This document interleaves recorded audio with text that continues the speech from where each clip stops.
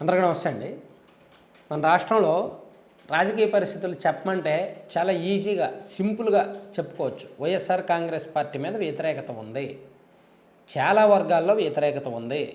అభివృద్ధి లేకపోవడం, కేవలం సంక్షేమాన్నే నమ్ముకోవడం, సంక్షేమం కూడా అప్పులు భారీగా చేసి ఇవ్వడం, ఆ సంక్షేమంలో కూడా కొన్ని ఈ విద్యా దీవెన లాంటి వాయిదాలు వేశారు, ఈ ఇన్పుట్ సబ్సిడీ లేకపోవడం, ఇలా రకరకాల సమస్యలు ఉన్నాయి.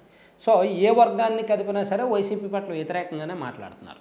పోనీ అలాగని కూటమికి ఏమైనా అనుకూలంగా ఉందా, టీడీపీ జనసేన బీజేపీ కూటమి ఏమైనా అధికారంలోకి వస్తుందా అంటే వాళ్ళని కూడా నమ్మట్లేదు. వాళ్ళ మీద కూడా అంత నమ్మకం కలగడం లేదు. జగన్మోహన్ రెడ్డి గారు సరిగ్గా పరిపాలించట్లేదు అనే అపఖ్యాతి ఉంది, చెడ్డ పేరు ఉంది, వ్యతిరేకత ఉంది. పోనీ ఏమైనా కూటమికి ఏమైనా ఛాన్స్ ఇస్తారా, కూటమి అభ్యర్థులకు ఏమైనా ఓట్లు వేస్తారంటే వాళ్ళని నమ్మట్లేదు. బీజేపీ ఏమైనా గేమ్ ఆడుతుందేమో, టీడీపీ వాళ్ళు హామీలు నెరవేరుస్తారో లేదో అనే అపనమ్మకం ఉందన్నమాట. సో ఒకవైపు అపఖ్యాతి, ఒకవైపు అపనమ్మకం, ఇలా ఉన్నాయి. యాక్చువల్లీ కూటమి కట్టిన తర్వాత వీళ్ళకి ఊపు రావాలి. టీడీపీ జనసేన బీజేపీ కూటమికి మంచి పాజిటివ్ జోష్ రావాలి, ఊపు రావాలి. కానీ ఆ ఊపు ఇప్పటికీ రావాలా, ఆ జోష్ ఇప్పటికీ రాలేదు. 4 రోజులు దాటింది. 3 పార్టీలు పొత్తు పెట్టుకొని సీట్లు అనౌన్స్ చేసుకొని 4 రోజులు దాటినా ఇప్పటికీ కూడా వాళ్ళకి రావాల్సిన జోష్ రాలేదు. దానికి కొన్ని కారణాలు ఉన్నాయి.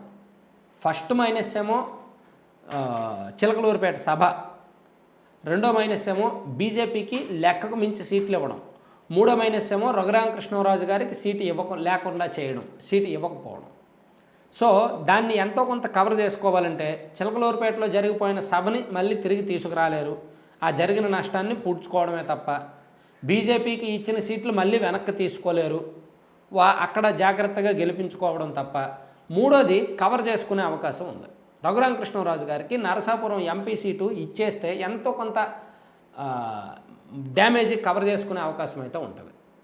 ఎందుకు రఘురామకృష్ణరాజు గారికి ఎందుకు ఇవ్వకూడదు, ఆయన ఏమైనా అనర్హుడా ఆ సీటు ఇవ్వడానికి అనేది 3 పార్టీలు ఆలోచించాల్సిన అవసరం ఉంది.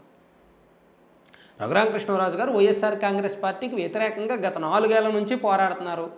ప్రతిరోజు ఏదో ఒక సందర్భంలో ఆయన ఎక్కడ ఉన్నా సరే ప్రతిరోజు ఒక భిన్నమైన సబ్జెక్ట్తో వైఎస్ఆర్ కాంగ్రెస్ పార్టీ చేసిన తప్పుల్ని ఏదో ఒక సందర్భంలో ఎండగడుతూనే ఉన్నారు, ప్రజలకు వివరిస్తూనే ఉన్నారు. మొండిగా అరెస్ట్ అయినా, కేసులు పెట్టుకున్నా, చిత్రహింసలు పెట్టినా వెనకడుగు వేయలేదు.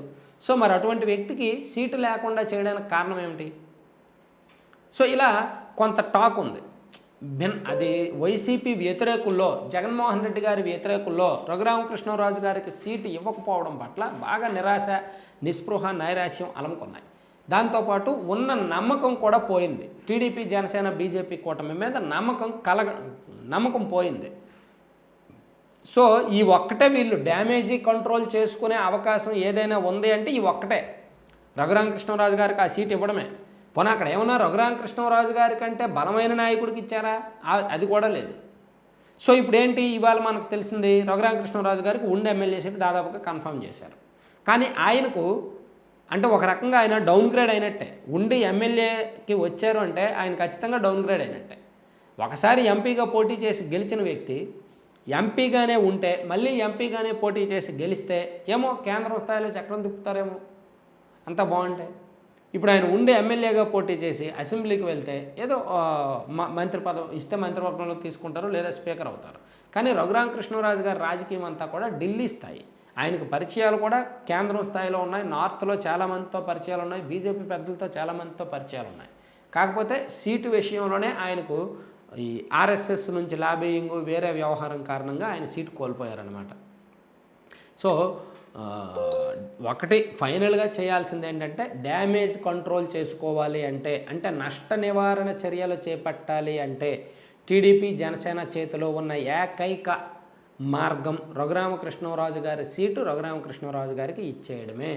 ఏదో ఆయన్ని కాంప్రమైజ్ చేసి ఉండి ఎమ్మెల్యే సీటో ఇంకే ఎమ్మెల్యే సీటో ఇచ్చినా సరే జరిగిన డ్యామేజ్ని కవర్ అవ్వదు. ఆయన సీటు ఆయనకి ఇచ్చేస్తేనే అప్పుడు కవర్ అవుద్ది. సో మరి దానికి కూటమి పెద్దలు ఆలోచిస్తారో లేదనేది